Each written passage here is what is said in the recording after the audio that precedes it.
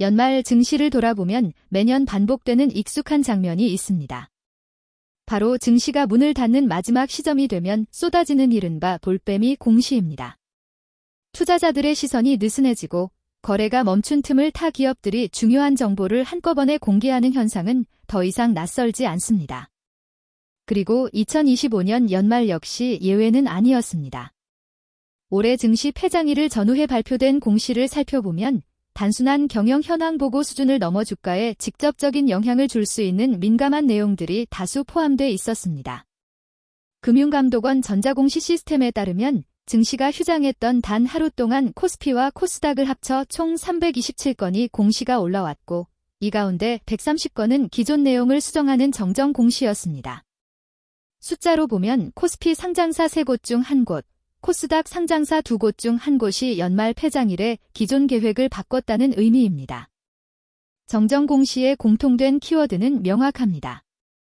신규 투자 축소, 투자 일정 연기, 사업 철회, 그리고 공급 계약 해지입니다. 즉, 연초나 분기 초에 제시했던 성장 스토리가 연말이 되자 상당 부분 수정됐다는 뜻입니다.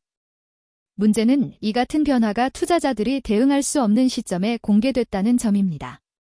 거래가 가능한 시간이었다면 주가는 즉각 반응했을 사안들이 휴장일 공시로 인해 개장과 동시에 한꺼번에 반영될 수밖에 없는 구조가 반복되고 있습니다. 이러한 올빼미 공시는 법적으로 문제가 되지는 않습니다. 그러나 투자자 관점에서 보면 명백히 불리한 방식의 정보 공개입니다. 특히 기업의 실적 전망이나 중장기 전략과 직결된 사안일수록 그 시점과 방식은 신뢰의 문제로 이어질 수밖에 없습니다. 연말마다 같은 장면이 반복된다는 점에서 이는 단순한 우연이 아니라 구조적인 관행으로 봐야 한다는 지적도 나옵니다. 이번 연말 공시 가운데 가장 눈에 띄는 사례는 배터리 업종에서 나왔습니다. SK온과 SK이노베이션은 충남 서산 공장에 대한 대규모 신규 시설 투자 계획을 대폭 조정했습니다. 당초 수조원 규모로 발표됐던 투자는 절반 수준으로 축소됐고 투자 일정 역시 1년 이상 연기됐습니다. 표면적인 이유는 전기차 수요 둔화, 즉 EV 캐즘의 장기화입니다. 이는 단순히 한 기업의 투자 조정이 아니라 글로벌 전기차 시장 전반의 현실을 반영하는 상징적인 사례로 해석됩니다. SKC 역시 연말 폐장일을 통해 중요한 결정을 알렸습니다. 배터리 양극재 사업 진출을 공식적으로 철회한 것입니다. 한때 차세대 성장 동력으로 기대됐던 사업이었지만 전기차 시장 성장 속도 둔화와 글로벌 경쟁 심화 속에서 장기 수익성을 재검토한 결과라는 설명이 뒤따랐습니다. 이 공시는 2차 전지 산업이 이제 무조건적인 성장 국면이 아니라 철저한 선택과 집중의 단계로 접어들었음을 보여주는 신호로 볼 수 있습니다. 반도체 업종에서도 투자 속도 조절 움직임이 나타났습니다. K씨는 차세대 전력 반도체 생산 라인 증설을 위한 구미 공장 투자를 1년 연기한다고 공시했습니다. 전력 반도체는 장기적으로 전기차, 데이터 센터, 신재생에너지 확산과 함께 수요 증가가 기대되는 분야지만 단기적인 수요 불확실성과 자금 집행 환경을 고려해 숨 고르기에 들어갔다는 해석이 나옵니다. 공급 계약 해지와 축소 공시도 이어졌습니다. 엑시큐어 하이트로는 매출액 대비 100%를 넘는 규모의 위탁 가공 계약이 해지됐다고 밝혔습니다.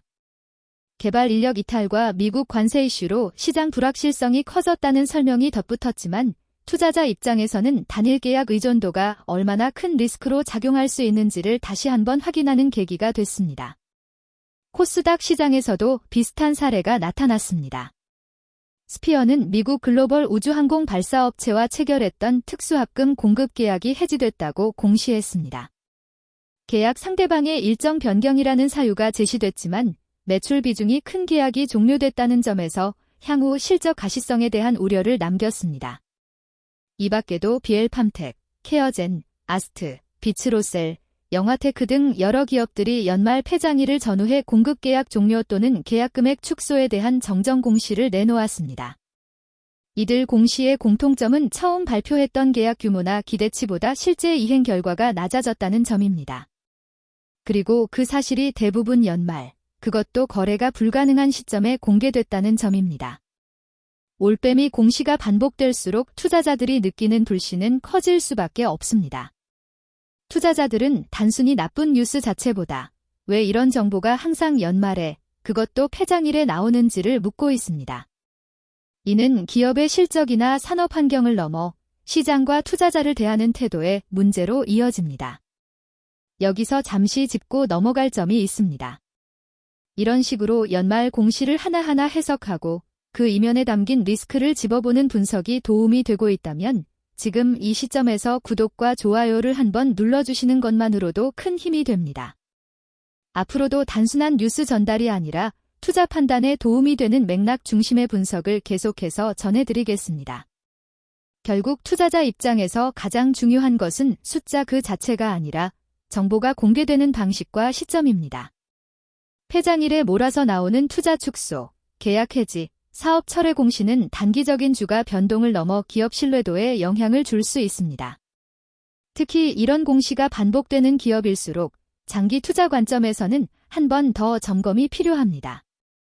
연말 올빼미 공시는 단순한 관행으로 치부하기엔 그 영향이 결코 가볍지 않습니다. 투자자는 거래가 멈춘 사이 이미 결정된 사실을 받아들일 수밖에 없고 그 부담은 고스란히 다음 개장일의 주가로 전가됩니다. 이 구조가 바뀌지 않는 한 올빼미 공시는 매년 반복될 가능성이 높습니다. 2025년 연말 증시는 숫자로 보면 화려했지만 그 이면에서는 투자 축소와 속도 조절, 그리고 불확실성을 보여주는 공시들이 조용히 쌓여갔습니다. 결국 시장을 이해한다는 것은 지수의 등락뿐 아니라 이런 조용한 신호들을 읽어내는 일입니다. 앞으로도 연말이든 분기 말이든 투자자에게 중요한 정보가 어떻게 공개되는지 꼼꼼히 살펴보는 시선이 필요합니다. 이상으로 2025년 연말, 다시 반복된 올빼미 공시의 흐름을 정리해봤습니다. 다음 시간에는 개별 업종별로 이 같은 투자 축소 흐름이 어떤 영향을 미칠지 조금 더 구체적으로 짚어보겠습니다.